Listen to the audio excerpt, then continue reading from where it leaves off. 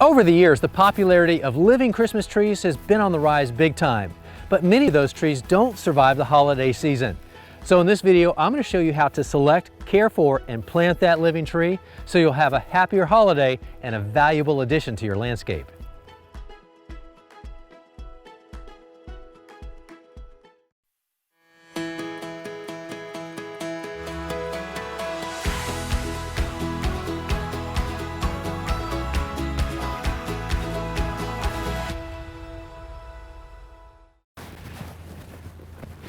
When purchasing a living Christmas tree, be sure to choose a variety that's going to grow well in your area and also be familiar with the mature height and the width, and it's also a good idea to know where you're going to plant it in the landscape.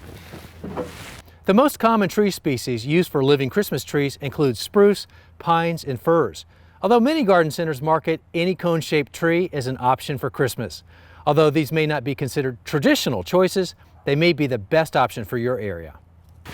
Now ideally, before you bring your tree home, make sure that you're buying healthy stock because sometimes these trees are left over from prior seasons and they're not in the best of shape. Check the tree for good color and needle retention, soft, flexible branching, and a root system, if you can see it, that isn't bound by its container. The root area should be moist and not overly dry from lack of water. Also, look your tree over for any signs of disease or pest damage.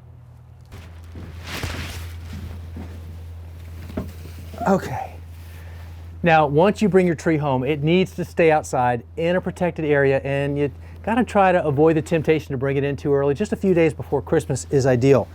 But the first thing you wanna do at this point is make sure that you give it plenty of water, because a lot of times in the nursery that doesn't happen. So water it in. And as to where you place your tree, keep it out of direct sun and keep it out of an area that's really windy. And again, the most important thing is to hold off on bringing it in. What you're trying to do is acclimate this tree as it's getting ready to go inside for a few days. 1 or 2 days before Christmas is best, but no more than a week.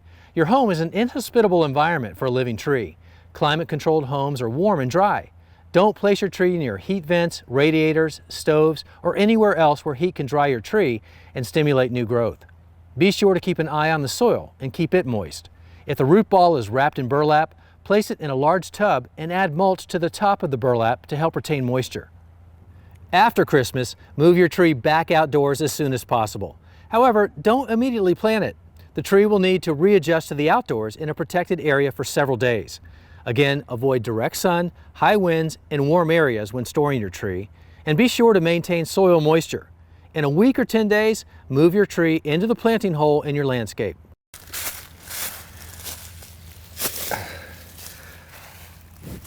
Okay, the hole is already done, and that's a very good idea, especially if you live in an area where the ground can freeze.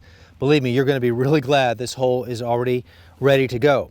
But then, once it is and you're ready to get this tree into the ground, you plant it just like you would any other tree. So the way you dig the hole is to make sure that the area for the root ball is about twice as big as the root ball, at least in width, but never any deeper. In fact, it's better to plant it a little bit high. All right, so this hole is ready. Now just getting the tree out. Okay. Now I noticed when I was inspecting this tree, this is a really tightly bound root ball. And this is a good indication that this tree probably has been around for a few seasons in this exact same container. So my options are to just forego buying this tree and look for another one, but you know, I was running out of time. And so I know that I can fix this, and the way that you do that is at the planting time, you want to basically liberate these roots. And so I have a soil knife for that with a serrated edge, and I'm just going to go through here and slice these roots and break up this pattern and tease them apart. You can't hurt this tree at this point, so that's what you're going to need to do, because if you don't, it's never going to come out of that pattern and it's never going to really fully establish in the hole. So spend some time right here, break that up. Don't be afraid to cut into it, because this is going to actually stimulate new root growth. Just like pruning does above the surface, doing this to the roots does the same thing. And I'll come around the bottom and slice it a couple different ways. So you get the idea. And so that's what I'm going to do until I'm satisfied that I've really broken up this pattern. Okay, I think that's probably good enough. A lot of new young root growth will come out of this.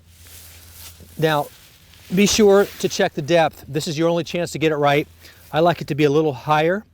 Right now, that's about at grade. But as I said, I prefer it to be slightly on the high side. That's going to help with drainage in the future. So I'm going to add back just a little bit. That ought to do it.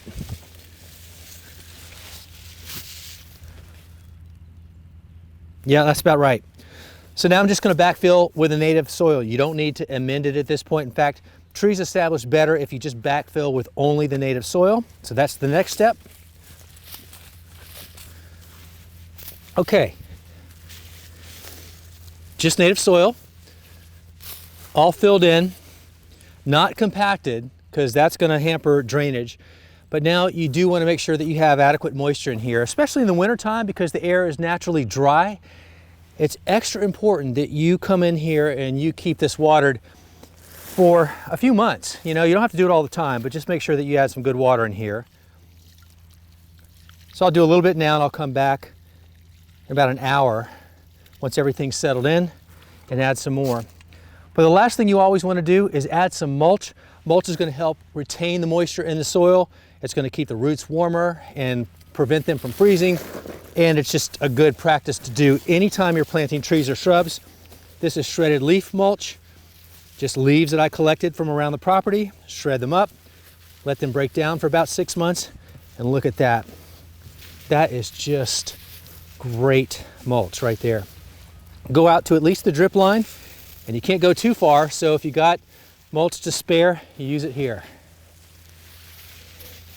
And that's going to do it. Like I said, I'll come back in another hour or so, make sure I give this another nice drink of water, and then keep an eye on the moisture by doing the finger test, sticking my finger in, making sure it stays moist. And that's going to do it. But if you can take care of your tree before, during, and after the holiday season, you're going to set that tree up for success for years to come.